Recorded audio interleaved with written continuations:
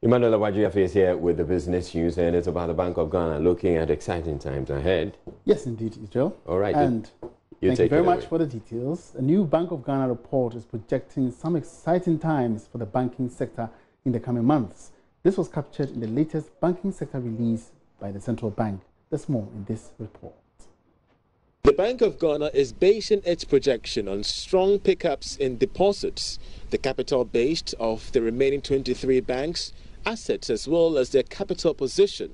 The regulator in its report, which assesses the soundness of banks in the country, also maintained that growth of credit post the recapitalization continues to pick up alongside after-tax increase in profits. The capital of banks expressed against their risk also performed way above industry standards, pointing to increased resilience to the sector following the recapitalization. So how is the Bank of Ghana working to sustain strong growth? Well, the central bank says it plans to improve financial intermediation and programs aimed at reducing the industry's stock of bad debts and also intensify credit risk management practices on the part of the banks. However, despite the strong growth of all indicators, some businesses still continue to complain about the difficulties in securing loans and even deposits as well as investments. Now, the United Nations Economic Commission for Africa, UNECA, says the importation of some exclusive products into the country will be completely phased out by the 13th year of the implementation of the Continental Free Trade Area Agreement. Other economies, including Nigeria and South Africa, have already banned such products. Coordinator of the African Trade Policy Center, David Luke, said the continent's free trade agreement puts all economies on a level playing field. Charles Aite has more in this report.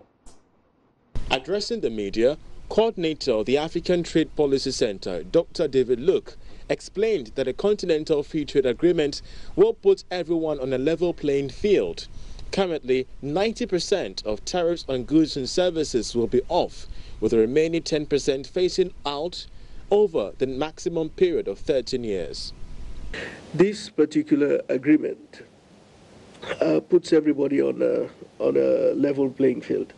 It says that 90% of tariff lines should be liberalized, and as I've already explained, also 90% of trade. It also says that the remaining 10% will be phased out, depending on various technical criteria, over a maximum period of 13 years. So countries can now designate excluded products and sensitive products, and they have each of them. Those categories have a timeline for being phased out. But basically, by year 13, we should be at 100% and down to zero. Meanwhile, Principal Policy Advisor for UNECA, Dr. Joseph Atamenta, has called for the need to move away from being suppliers of raw materials to suppliers of finished goods. He says in the cocoa sector, there is a need for Ghana to look at a multi-dimensional strategy, as there is a huge demand for chocolates in the African market. Even if you look into the area of agriculture, you've got to try and see how we can move away from being suppliers of raw materials, but rather suppliers of finished goods. So therefore, in this case, we have to focus on the agro-business and try and make sure that we add value to it, because so that we can get the benefits of it.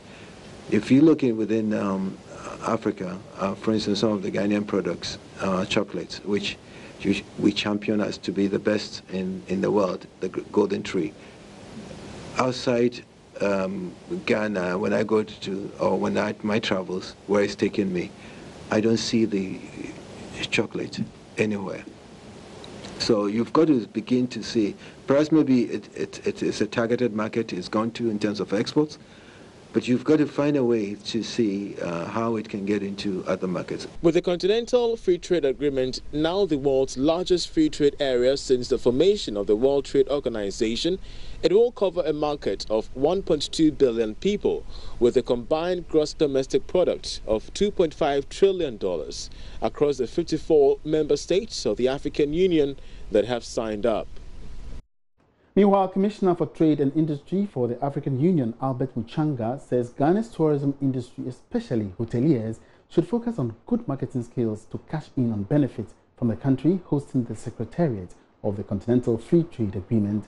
According to him, the union will be hosting most of its conferences and activities in Ghana, which will require good hotels and accommodation packages for visitors. The commissioner spoke to Joy Business in Accra. Now, as part of their bid, they offered accommodation, and also on the basis of that offer that they were able, among other offers they made, that they were able to win the bid. But a number of conferences are going to be held here. So it means that the hotel occupancy rates in Ghana are going to go up. Then Ghana is becoming a commercial hub of Africa. There will be a lot of visibility both across Africa and across the world, which is very, very good for the people and government of Ghana. So what do you expect from our hotels and tourism sector? What should they do to your expectation of the commission? Tourism services is a very important part of modern trade, and tourism is part of trade in services. So the challenge now is for the tourism authorities in Ghana to expose their potential to the rest of Africa, and the Africans will come and enjoy the tourist services facilities offered by Ghana. So marketing is key to that.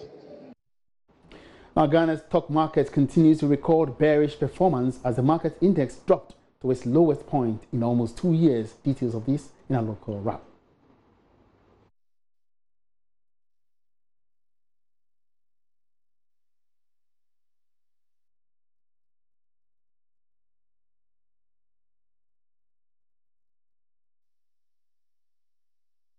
Ghana's stock market continues to record a bearish performance as the market index dropped to its lowest point in almost 2 years. The GSE Composite Index slowed to the lowest level when it recorded a year-to-date drop of negative 11.76%, and this included a negative 6.94% year-to-date decline for the Financial Stocks Index as of Friday, August 23, 2019. The Managing Director of Zenith Bank Ghana Limited, Henry Oro, has been appointed the Executive Director of Zenith Bank PLC. Mr. Oro's appointment, according to a statement issued by the bank, is consistent with the bank's tradition and succession strategy of grooming leaders from within. His appointment, the statement noted, will take effect from September 1, 2019. The fifth meeting on the Ghana-Togo maritime boundary negotiations has opened in Accra with a call on both parties to work towards an amicable solution. The Republic of Togo raised concerns in 2016 about the demarcation of the maritime boundary between Ghana and Togo. The presidents of the two countries intervened to prevent a conflict situation from developing, and the committee was set to agree on a common boundary demarcation. And that's all in our first segment of Business News. I'll be back at 8 p.m. with more business.